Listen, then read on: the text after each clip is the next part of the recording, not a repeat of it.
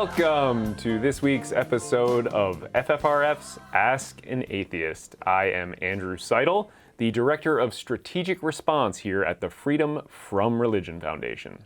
And I'm Liz Cavell, Associate Counsel here at FFRF. And as usual, if you've got questions about what we're talking about today or anything FFRF related, you can type your questions in the comments, or you can email them to askanatheist@ffrf.org. And today we're talking about government prayer. That's prayer at legislative meetings. Fun topic. And if you've tuned in the past, you know we've talked about this topic before. But today we're going to talk about why government prayer is so divisive and anti-American. And we're going to hear some recent dispatches from Florida.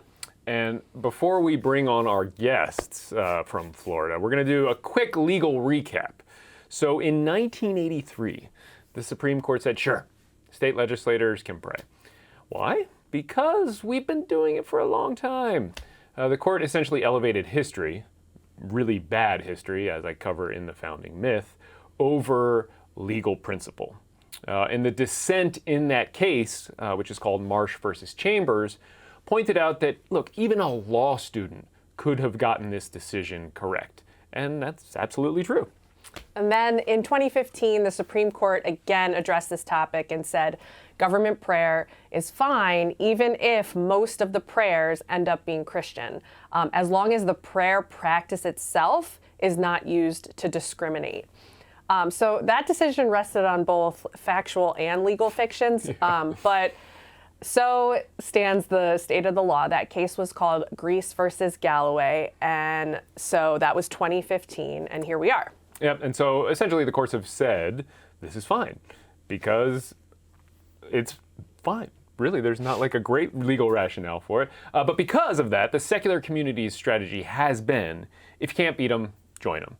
And so many of our sister organizations have asked to give prayers. Many of our members have asked to give prayers, and they've been denied. They've sued. The Satanic Temple has sued. We've sued, including on behalf of one of our guests, which we're going to talk about later. And along the way, we've just seen countless examples of how government prayer divides we the people along religious lines. Christians get angry when they aren't giving 100% of the prayers. They have a number of times, for instance, in 2000 and in 2007, attacked and even interrupted Hindu prayers given before Congress. There you can see one of the headlines. And then just before the insurrection on January 6th, Representative Cleaver ended a prayer, a men and a woman, and they were incensed. We see this divisiveness at the state level all the time, too, when we're talking about prayers in state legislatures. There's an ongoing saga in the Arizona legislature with state reps Juan Mendez and Athena Solomon, who have delivered secular invocations and who repeatedly get Christian prayers shouted down at them in response by their fellow legislators. FFRF has interviewed both of them about these attacks, and we've also given awards for those who are willing to give these prayers, secular invocations, at their seat of government. And Andrew, you've also written about a few more recent divisive prayer Yeah, there have been a couple instances. in recent memory. In Georgia, at the state legislature, there was another one in Pennsylvania.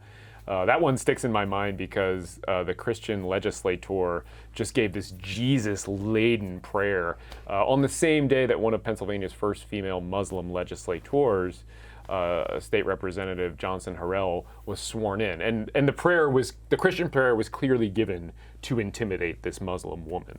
At her swearing in. At her swearing in. It was 103 seconds of sectarian division and proselytizing.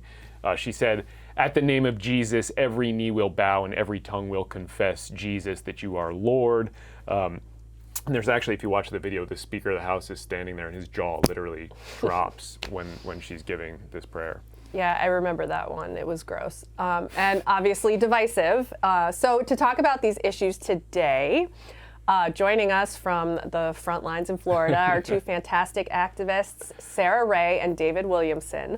Both have experienced that division and will tell those stories of trying to represent secular voices at their seats of government. So Sarah Ray is a co-founder and a director of the Atheist community of Polk County.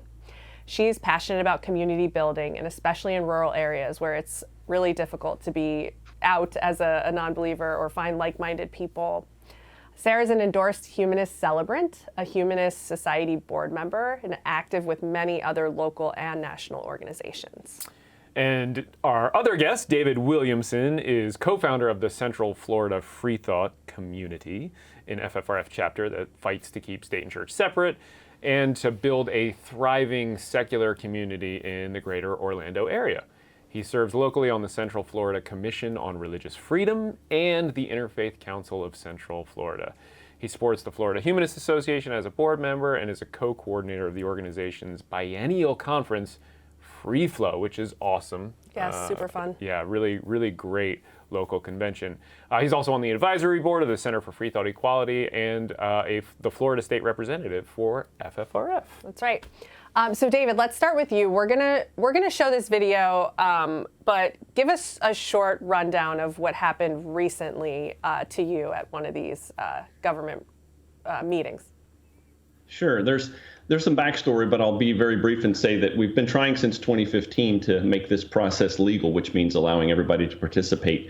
Last year, there was some efforts to try to do that again, and then they said, no, we're going to keep it to commissioners and city council members and staff only. And then they broke with that tradition recently and had a Christian prayer, and I said, well, it's time to go back and ask and do it again, and I did, and I requested to go back just 2 weeks ago this week. So yeah. And remind us, David, which government body was this? City of Oviedo. It's spelled Oviedo, but of course, we can't say it correctly, so we say Oviedo. Okay, so let's show a clip then of what happened. This evening and at every meeting in this sacred yet secular chamber, let's find as many ways as possible to make all feel welcome, ensure all are heard, encourage all to be engaged. And may we remember that we the people hasn't always included those of us who think, look, love, or believe differently. Thank you, Mr. Williamson. Mr. Chair, may I say a prayer, please? Yes. If you'd like to join me, I'd like to go before the creator of the universe. Our Father and our God, the God of Abraham, Isaac, and Jacob, I come to you, Lord God, asking for guidance. We just thank you, Lord God, for just hearing us and hearing me tonight. I believe, Lord God, that you're the King of the universe and that there's nothing new under the sun, and all of our problems cannot be solved by man. We need your intervention. And I ask you tonight, Lord God, if you would give us wisdom as you gave to Moses, who led the children of Israel out of Egypt. Give us wisdom to lead these citizens of Oviedo. And Lord God, as you promised, your son promised when he left this world, that you would send the Comforter, the Holy Spirit. I pray that you would send the Holy Spirit, Lord God, to heal this city, Lord God. We have been ravaged by COVID, and I just thank you, Lord God. And I thank you and give you the honor, the glory, and the praise. Amen.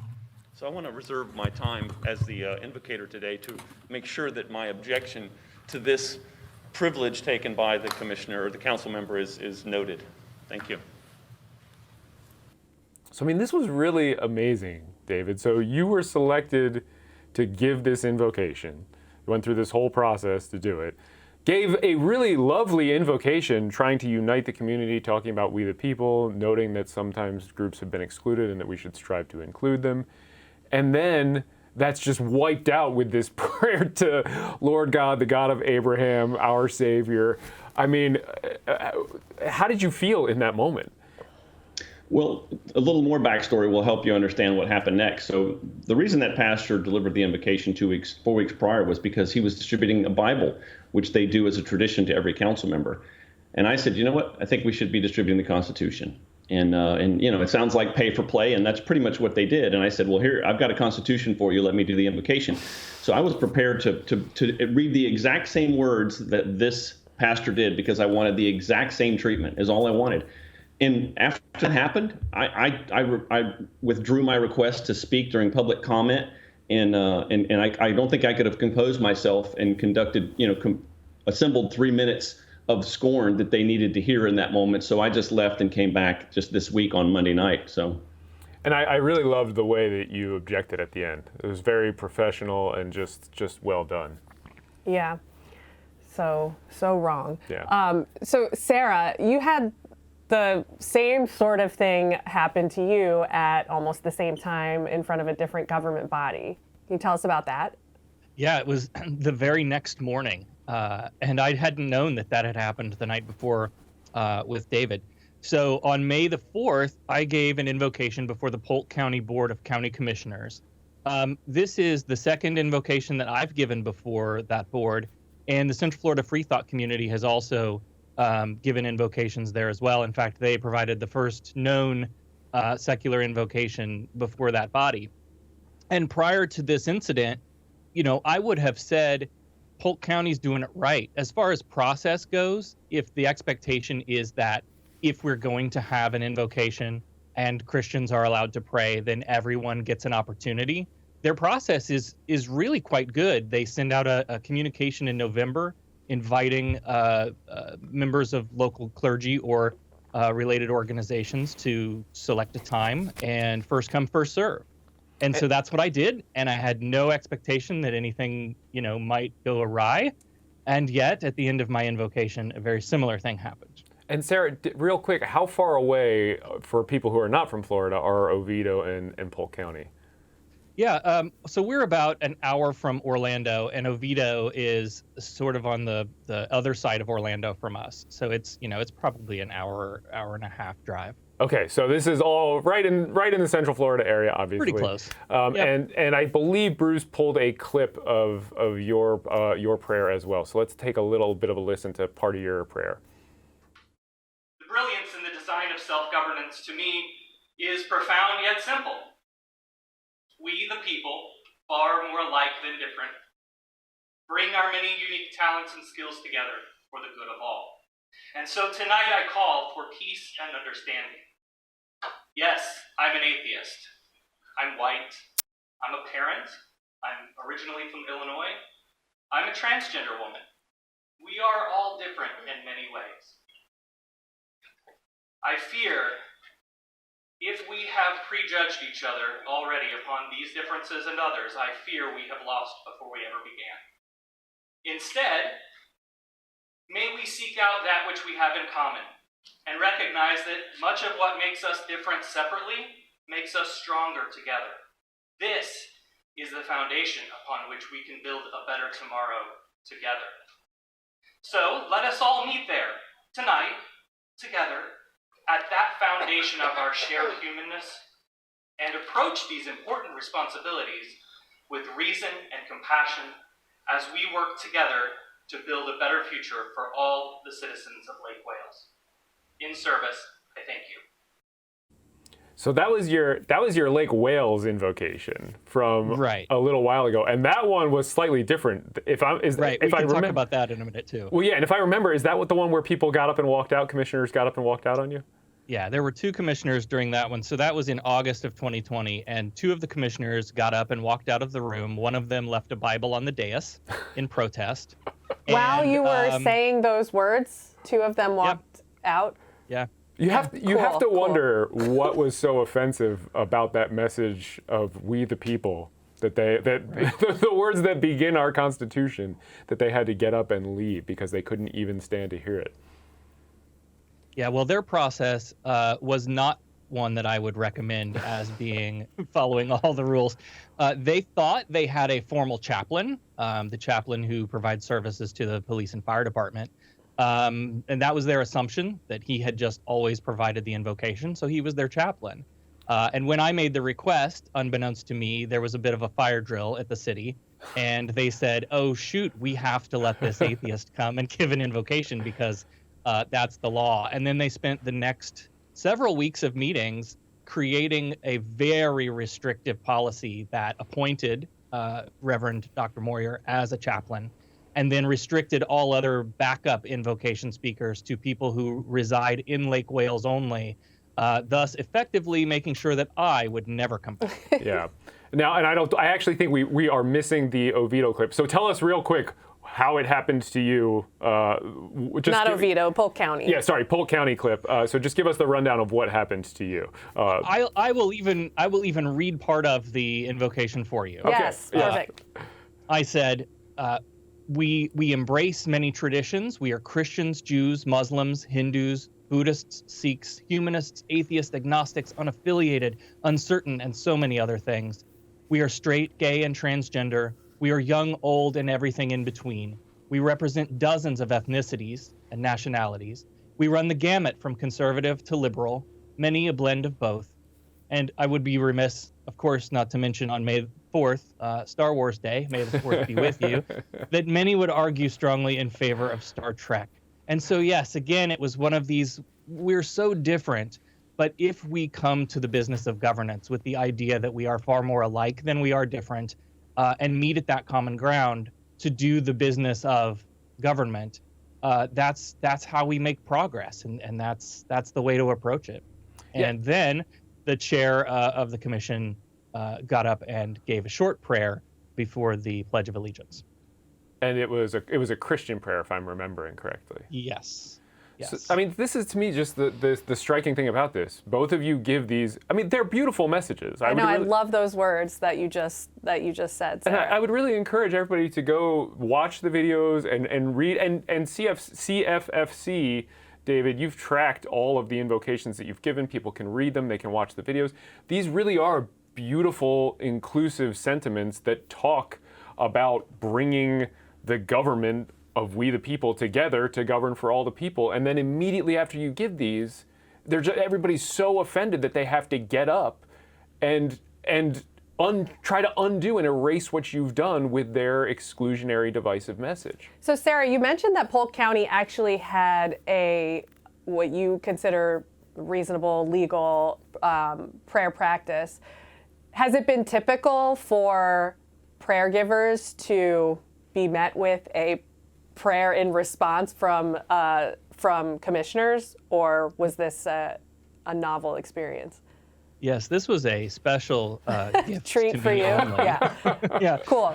Right. So I looked back, through past videos of meetings and discovered that the unequal treatment was not limited only to the fact that my invocation wasn't good enough and required a Christian prayer afterwards, but also that when the invocators are introduced, they are often, every single time, I should say, introduced as, and here is Pastor Reverend so-and-so to provide our invocation today from the First Baptist Church of wherever. And I was introduced as, and now here we'll start the meeting, call to order, and we'll start with Sarah Ray from Haines City. That was Lovely. it.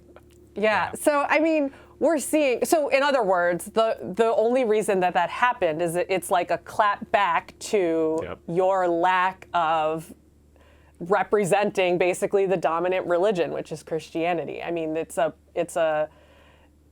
a Christianity has to be part of this opening proceeding, and so you didn't do it, and now we're going to do it as the commission. Yeah, if it's not Christian, it doesn't count. Which, I mean, this kind of proves the whole point about why the cases that allow this practice at the seat of government are so wrongly decided, because obviously, it just completely, you see it in practice, the whole practice is divisive. It just injects religion into the proceedings, makes everybody act like idiots, and it's all part of this idea that we're going to recognize the dominant religious ideology before we start this secular government meeting where everyone should feel welcome.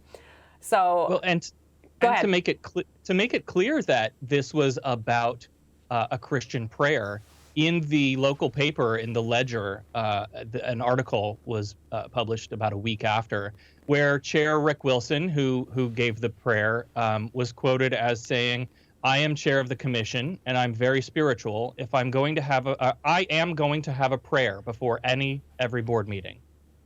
If I ruffle some feathers, I'm sorry. I am going to have a prayer before every board meeting." And so that tells you right there that it is about Christian privilege.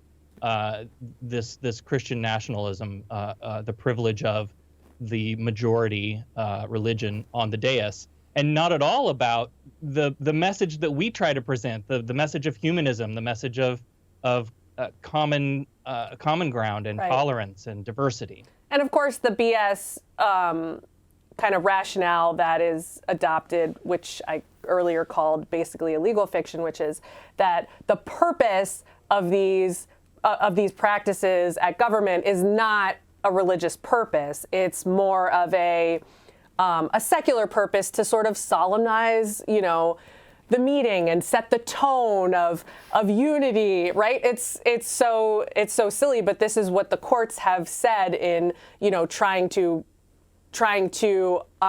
rationalize these practices as having some sort of purpose that could be called anything secular, and it's obviously completely untrue, and it just shows itself so obviously in practice. And you guys are out there doing this work that's actually really hard to go before these commissions that hate you and want to just embarrass and humiliate you.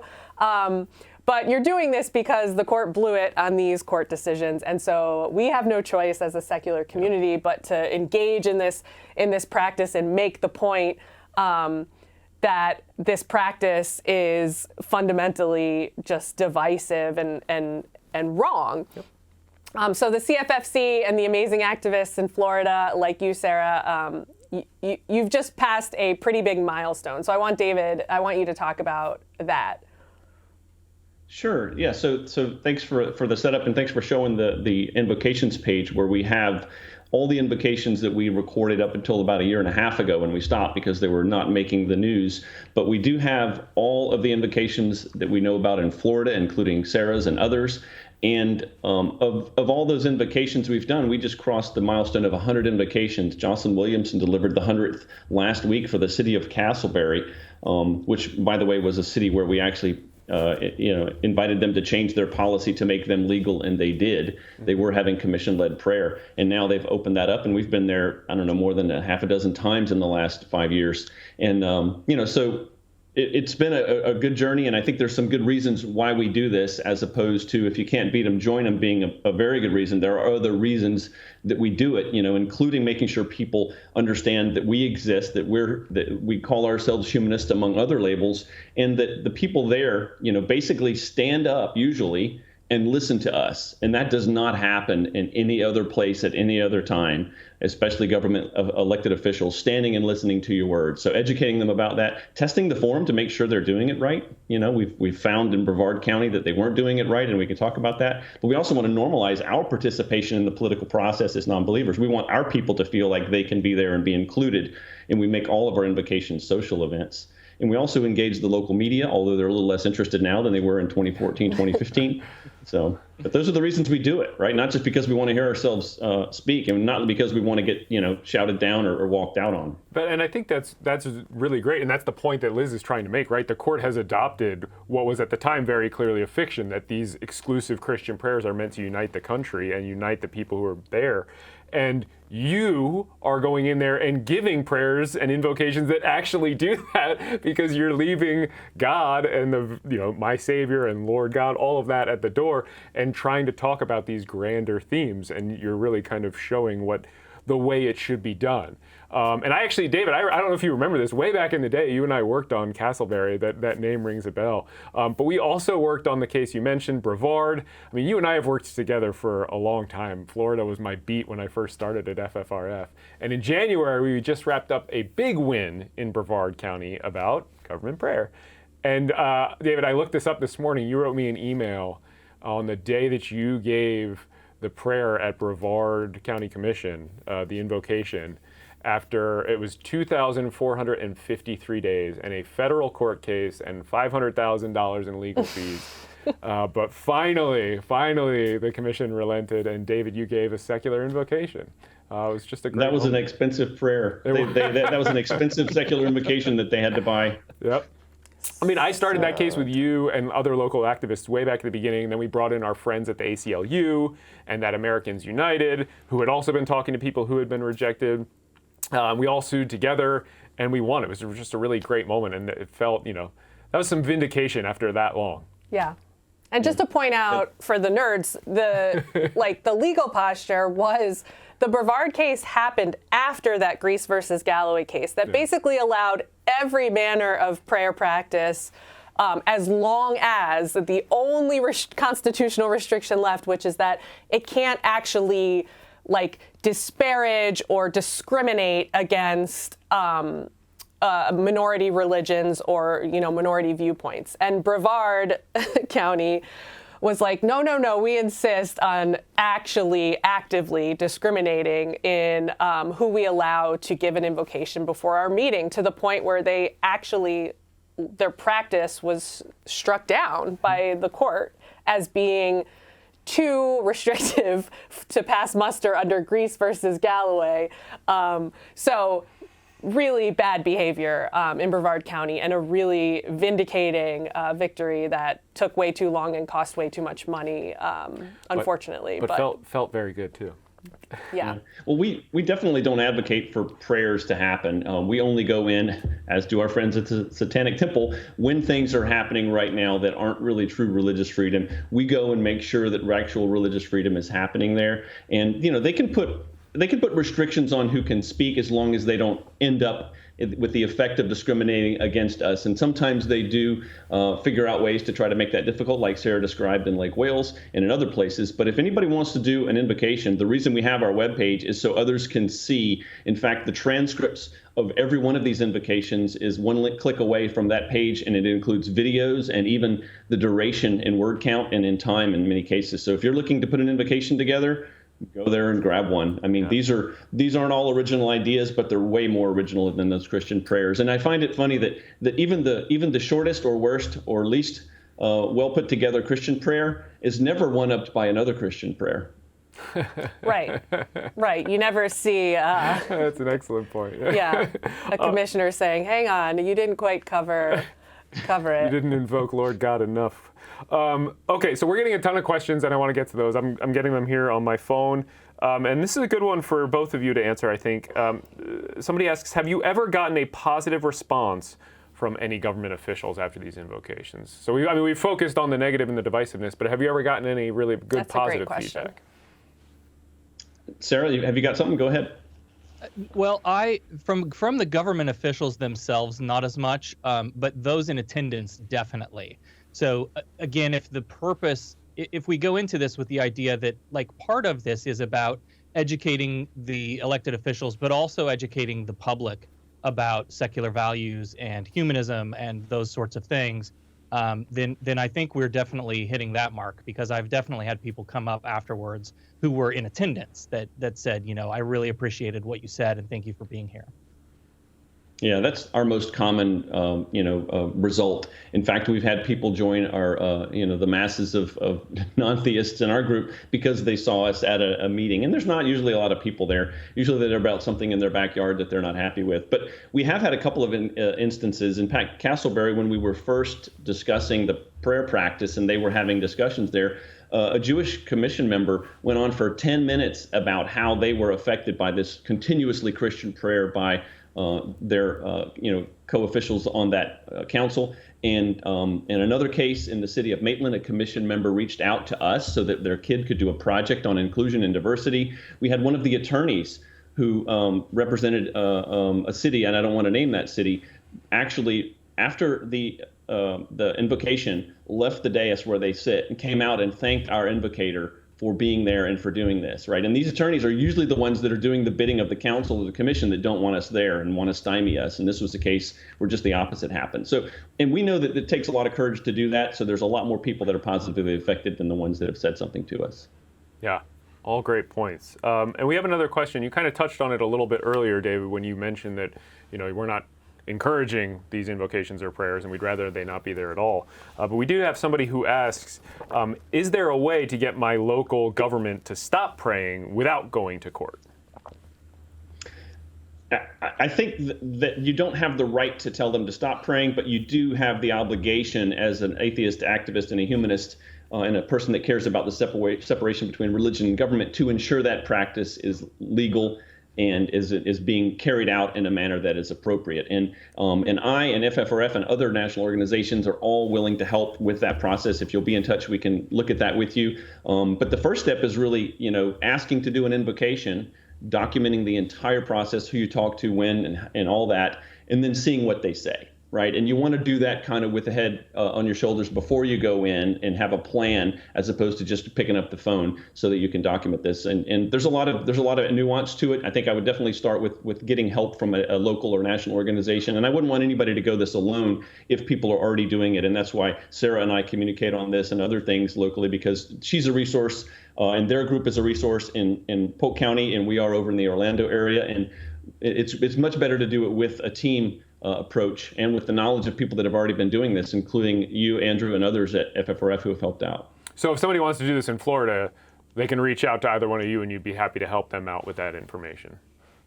Absolutely. Yeah, Yes. absolutely. But let's make sure we're not doing it in school boards, which I think you two can mention more effectively than I can, or in areas where we don't have an invocation practice already happening. Right. And David does not have access to these questions, but the next question is, what is the difference between legislative prayer and school boards praying, which FFRF has sued to stop in the past? Right. So school board prayer is a whole different animal, because school boards, even though they sometimes have some sort of quasi-legislative function, they're really inextricably kind of intertwined with the public school system, because the decisions that they make, intimately affect the lives of public school students. Their meetings are, of course, open to and often include public school students and their families. And so public school board meetings, even though they are public meetings kind of that share some similarities to legislative meetings, they really are and have been considered by federal courts to be public school events. And as such, they really ought to be strictly secular and not include religious activity and religious practice. There are several federal court cases that say so. And FFRF has sued to keep school board meetings completely free of prayer in California. That was our latest case. That was the Chino Valley case. So we do not, engage in secular invocations at school board meetings. If we hear about prayer at a school board meeting, or if you hear prayer at your local school board meeting, we try and engage the school district and the school board to stop that practice altogether, because the law is a little bit different in the public school context and much more strict in terms of being religion free. Yeah. I mean, think about it as the difference between, these legislative prayers and then having an organized prayer in the public schools. That's the way courts have looked at it. And right. So the Sixth Circuit, the Third Circuit, the Ninth Circuit in our Chino case have all said, yeah, you can't do this. It's not allowed. Which is going to make it easier in those areas to point to those decisions. We don't have the benefit of that kind of decision yet in the Florida. 11th, fortunately. Quite right. So we're arguing. There's no Supreme Court case on this, but there are several federal appellate court cases that cover a lot of states. And so if you kind of want to know the lay of the land and you have something like this going on in your backyard, you can report it to us at ffrf.org. And we can kind of go from there. But the law is different and it's stricter, and we take a harder stance. So we got a couple more questions, and then I want to ask you a little bit more about some of your local activism too. And one of them, I think Liz and both of you can answer, is even if the lawmakers are technically allowed to pray before meetings, is there still a limit on what they are able to do or say? Can they still cross that line into illegality and unconstitutionality, we might add? This is so silly. There is not a limit on what they can say, because a whole big part of what the courts are trying to balance when they say that this is constitutional is that you can't deny that this is religious. And so they can't really, courts can't really police what's being said in these prayers, other than to put the limit that what's being said overall in the prayer practice cannot amount to a pattern of discrimination or denigration of any particular viewpoint or religious group or anything like that. And the other limit that we've talked about, I think enough, but I'll just reiterate, is that people can't be excluded from participation in the practice because of their religious viewpoint, which is exactly what people try to do all the time to these secular activists, which is, one of the reasons for making the effort to try and give a secular invocation, which is to test whether or not they have a discriminatory practice in terms of who they will allow to lead the invocation.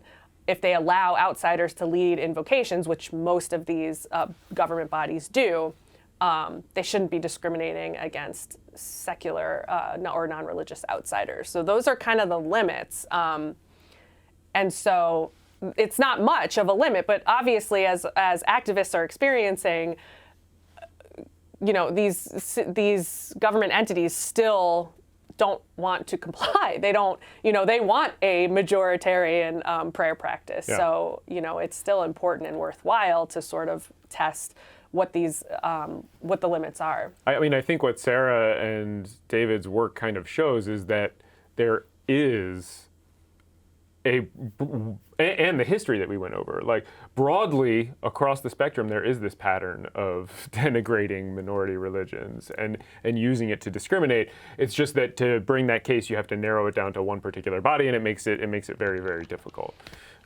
David or Sarah, do you want to add on to that answer at all? I would just add that what I think we've experienced is, take Lake Wales, for example. Here's a body that had been going for probably decades with nothing but Christian prayers provided by who they thought was their chaplain.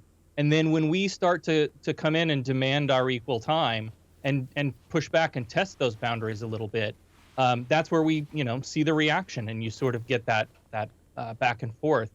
And a group like that will and have said, like, hey, the five of us, we were elected, and so we're all Christian. We should get to do whatever we want. And if that means we get a Christian prayer every time, well, the people elected us. And so what you get out of that is you sort of really start to see where people stand, and that stuff doesn't come up unless we go and put in that request to be equally represented in our government. I think a point that you want to make when you're trying to advocate to stop the prayer practice, and I would advocate for that more one-on-one with commissioners and council members, is to point out that we are one nation divided by religion. We're not one nation indivisible, and we're not one nation under God. We are one nation divided by religion. And prayer, in government prayer, is most divisive when it's offered by city officials, whether elected or employees.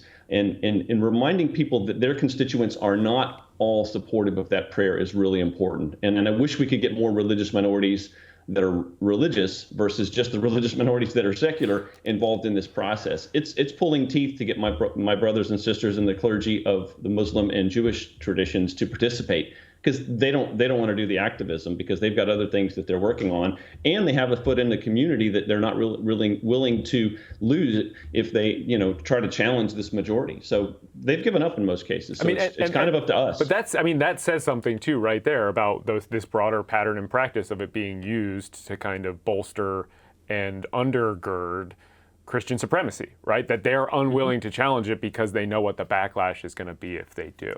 Well, and that remark that Sarah just said literally illustrates the entire problem with government prayer that the Supreme Court is unwilling to recognize. And the commissioners, like dumb as they are, just intuit it, which is we're the majority. A majority of people elected us. So the majority represents the majoritarian religious influences, and that's what government gets to be. Yeah. Like, that's the whole problem with government prayers, because, of course, if that's allowed, the prayers will always reflect the majority religion. Minority religious viewpoints will always be excluded or denigrated.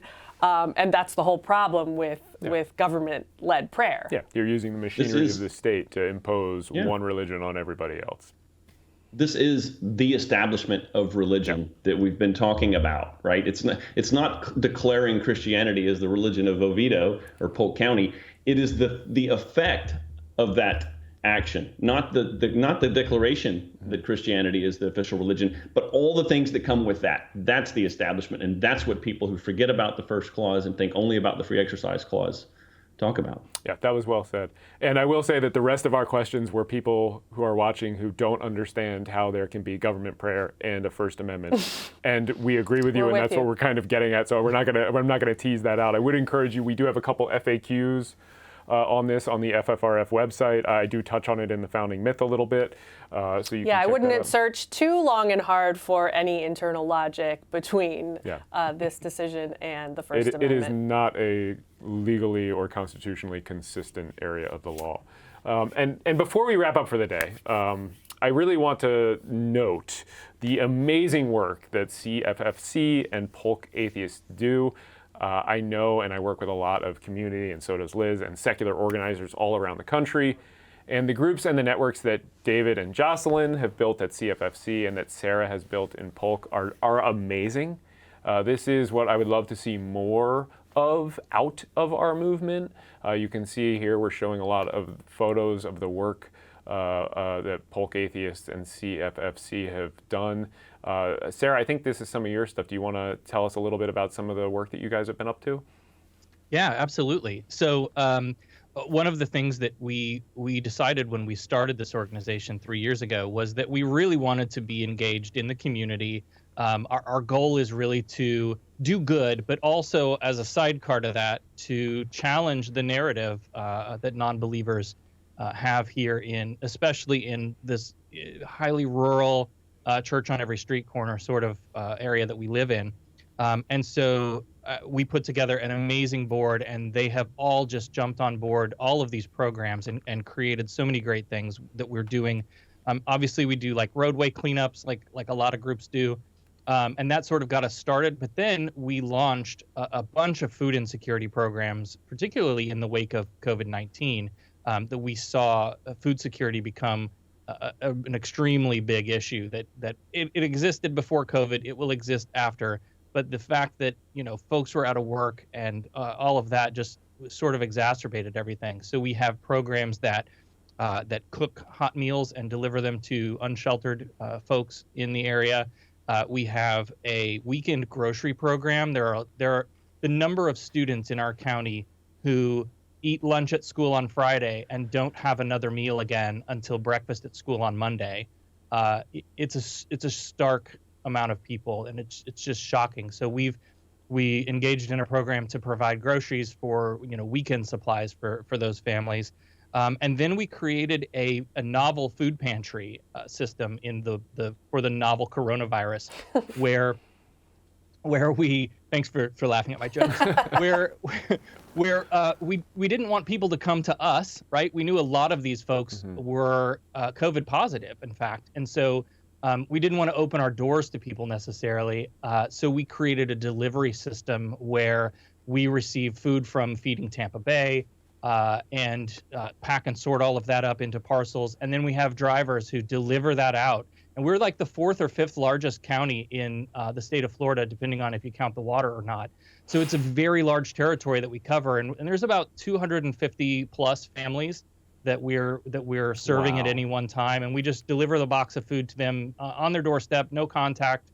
And we really wanted to focus on people who couldn't get to a traditional food pantry, who couldn't get to, a grocery store, didn't have the means to purchase that food, that we were really taking care of the people who were most affected. And so that's the doing good without God that I'm just so proud of our volunteers for stepping up and really buying into this dream of doing good. Yeah, I mean, it's remarkable work, and I think it serves as a model for what other local groups who have always are asking us what more they can do could do. David, tell us about some of the other work that CFFC does and your interfaith work. Yeah, sure. So what Sarah and the Polk County Atheists are doing is tremendous, and when I see all that work. It makes me feel like we've got a lot more to do. But what we have done for sure is kind of embedded ourselves in the local interfaith community, which are liberal religious leaders who are supportive of one another and working towards kind of a common good in the neighborhood. Some people with God and some people without God. But I'm on the board of the Interfaith Council, and I'm secretary of that organization because I believe in what's happening there. And I also believe in the value that it provides for us to be a part of that type of community. And I'm also on the Central Florida Commission on Religious Freedom, which even through COVID has been active in trying to educate people on the dialogue that needs to be happening when it comes to, the Establishment Clause, the Free Exercise Clause, and equal treatment as it relates to public and private organizations and other things. So we do have volunteer activities. We did something special for the Secular Week of Action and putting kits together for LGBTQ plus community members who are in housing distress. We have food. We work at the local food bank, Second Harvest, which I know FFRF is a fan of, the one up there. We have one here as well. That's a great secular organization where we can just pile people in and do that. We'll get back to doing that soon. But we also have, about 150 events a year, most of which are social, because that's what you use to build community so that you can do the volunteering and you can do the activism and you can do the education. But we try to do as much as we can, and it's actually gone really well in the last 8 years that we've been a chapter of the Freedom from Religion Foundation, and we're really proud of kind of what's happened here. And I know we talked a lot about activism today, but there's a lot more to community than just complaining about the pastor and the local school. And David, I remember too. I've been to the conference that you put on. Again, one of the best local conferences I think in the country. And I remember there was service projects at that. Are you guys planning on reviving free flow after all of this is over in the end times or in the after times? That's right. Not the end times. Not the end times. Yes. Before the COVID era, BCE, we had our last conference in October of 2019. So we were due to have it again in 2021 in this fall, and we could not get it done in time, and we're just now starting to think about getting back together again. So we've pushed that. We actually have just kind of quietly announced, but not officially kind of blasted everybody. We've scheduled it for March 4th, 5th, and 6th here in Orlando. And I don't take offense to you calling it a local conference twice. It is national. I almost corrected you. That we're at least a regional conference, and I'll give you, state conference for sure. It has national chops, in my opinion. And it's big. That was no intent to be disparaging at all. I just mean it's your local group that builds it and puts it on and does it. Yeah, CFFC builds it, right? No, that's the Florida Humanist Association. Okay. Oh, right. We have a significant overlap in the board there, and the Florida Humanist Association puts together scholarship funds with the proceeds of that conference every 2 years and puts scholarships year after year into the hands of Florida secular students. We have a dozen. Yeah, we have a dozen amazing presenters, panels. Every day's filled with social activities, and hopefully, we'll kind of be back to normal in March, and we'll have, the fun that we've had in the years past. Yeah, it's a fantastic. Is there a website where it'll be housed? Yes, we haven't got the announcement up yet, but you can see the dates. It's freeflow.org, and that's FREEFLO.org, freeflow.org. Bruce didn't know we were going to be talking about that, but Bruce, do throw up the CFFC and the Polk Atheists URLs again so that everybody can see that. And if they have questions about activism, giving an invocation, building up a local group, building up a regional or amazing Southeastern United States conference that everybody wants to go to, they can get in touch. And that is going to do it for us today. David, Sarah, thank you so much for joining us. We really appreciate it. I just want to say I'm from Florida, and it is not an easy place to be a non-believer or any other non-dominant thing, especially rural Florida. And I am so proud of our Florida activists. Everything you all are doing to just be representative of the secular community and just be visible and help other people be visible. It's changed so much since I last lived there, but I'm so proud of your activism, and you should be proud of yourselves. Hear, hear. Now, one final message from me. Remember, any prayer, even a prayer that strives with the best of intentions, Christians, for inclusion is probably going to be exclusionary unless you're invoking we the people, as David and Sarah did. Government prayer is going to be divisive in America. We are a pluralistic society made up of people from many religious backgrounds, 80 million people who are not religious at all. The Founding Fathers chose to keep state and church separate precisely because religion is divisive. So it has been that way. It always will be that way, no matter how good one's religious intentions are. If you are giving a religious prayer instead of a secular invocation like Sarah or David, it is going to be divisive. It's Andrew's final thoughts. And Just that, get off my soapbox. Yep. That concludes Ask an Atheist for the week. Thank you again to David and Sarah. Check out FFRF's other shows. You can watch Free Thought Matters on TV stations around the U.S. on Sunday mornings. This week's guest is the actor and author Indra Zuno. She's well known in the Hispanic community for her work in Spanish language films, telenovelas, and is now working as an author and an activist for atheism and free thought.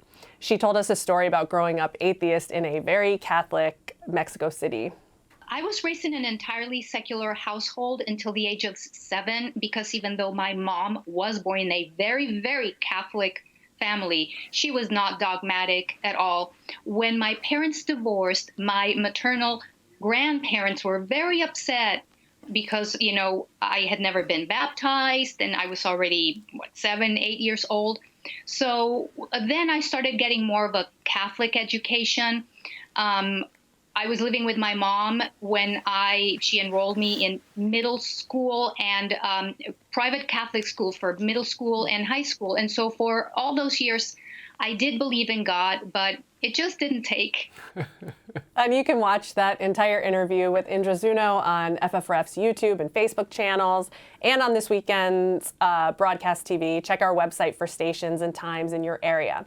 While you're there, FFRF.org, you can become a member of the Freedom from Religion Foundation. Thank you for joining us, and we'll see you next time on FFRF's Ask an Atheist. Bye-bye.